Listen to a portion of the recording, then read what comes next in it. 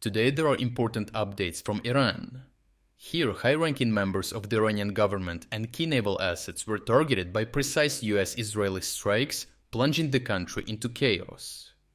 This resulted in a total command breakdown and confusion, with what can only be described as a fractured and desperate response, leading to shocking accidents where Iran targeted itself.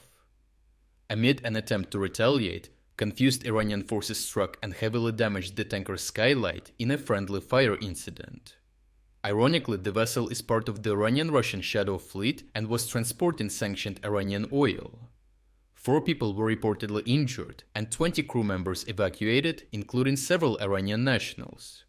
Almost immediately after the strike, further reports emerged of additional Iranian attacks on 2 more shadow fleet vessels in the same maritime corridor. The broader Iranian plan had been to fully blockade the Strait of Hormuz as a pressure point against the United States. Roughly 1/5 of global oil and LNG flows transit this narrow waterway. The plan would have been to use naval mines, anti-ship missile salvos, and coordinated sea and aerial drone swarms, as already done by the Houthis in the Red Sea. Although shipping volumes through Hormuz dropped sharply, as major carriers such as Maersk suspended operations, much of the disruption appears precautionary rather than the result of a properly executed Iranian blockade. Following the initial outbreak, Brent crude oil briefly surged above $82 per barrel, and approximately 150 vessels either anchored or drifted near the choke point as insurers reassessed whether they were willing to take the risk. Despite this, the intended strategic shock that Iran hoped for has not materialized in coherent form, with the closure threats having been accompanied by sporadic vessel strikes and maritime alarms that suggest improvisation rather than a structured denial strategy, as confirmed by the fact that in the end, the Iranians targeted ships connected to their own shadow fleet. This incoherence comes in light of the severe damage inflicted on Iran's naval capacity.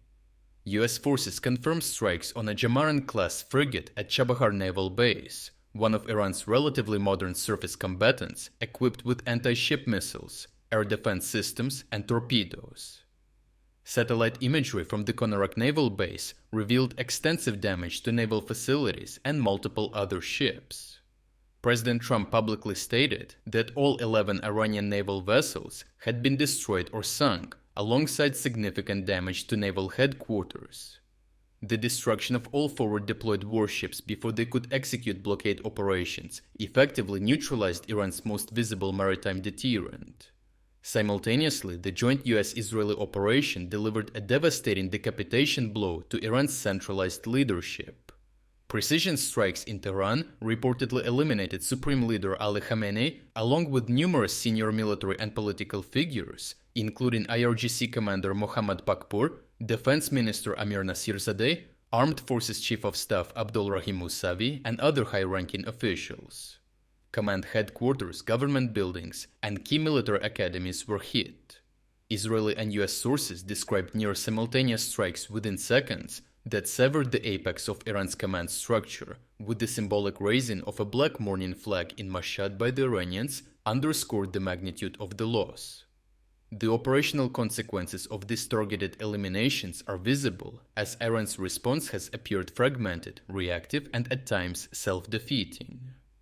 Instead of a calibrated denial campaign of the Hormuz Strait, Tehran has issued warnings, launched scattered missile and drone strikes, and misidentified targets, as seen in the tanker Skylight incident. Shipping disruptions have been dramatic, but tactically unstructured, with the attempted projection of control and a plan by the Iranians on how to counter US-Israeli attacks, instead revealing total loss of control by the regime in Tehran. At a strategic level, inter-branch coordination appears just as strained as within the Navy, with elements of the Islamic Revolutionary Guard Corps, the regular army, and naval forces operating with uneven synchronization. Foreign Minister Abbas Araghchi has indeed acknowledged that some units are functioning without control and are isolated. While contingency mechanisms resembling pre-delegated retaliation orders may exist, such rigid responses cannot substitute a well-functioning command. Against a technologically superior US-Israeli coalition possessing air dominance and rapid targeting cycles, Flexibility is essential, while fragmented Iranian leadership cannot generate coherent escalation. Overall, the cumulative picture from Iran is one of destabilization, with naval assets destroyed, leadership decapitated, and retaliatory efforts incoherent. Reports indicate that even newly appointed commanders replacing eliminated officials have themselves been targeted within hours, perpetuating confusion and discouraging decisive action. Rather than demonstrating controlled defiance, Iran's actions suggest a regime struggling to maintain cohesion under sustained precision pressure. As a result, what was intended as the biggest positive, the asymmetric leverage through Hormuz, has instead exposed structural fragility at the core of Tehran's military machine. Lastly, we are officially launching our spring sale. Starting from just $4.99, you will gain access to the uncensored combat footage that we use in every report, as well as all significant events analysis that go far beyond what we can include in our short daily videos. Thirdly, you will unlock our timeline builder tool, the world's first artificial intelligence-powered system designed to connect the dots between the news in real time. Fourth, and most importantly, you will unlock our advanced news analysis tools, giving you comprehensive insights into the news cycle, detailed story sentiment breakdowns, and trend analysis to reveal the most important themes and events. And last but not least, you will gain access to all our exclusive strategic updates about the war in Ukraine.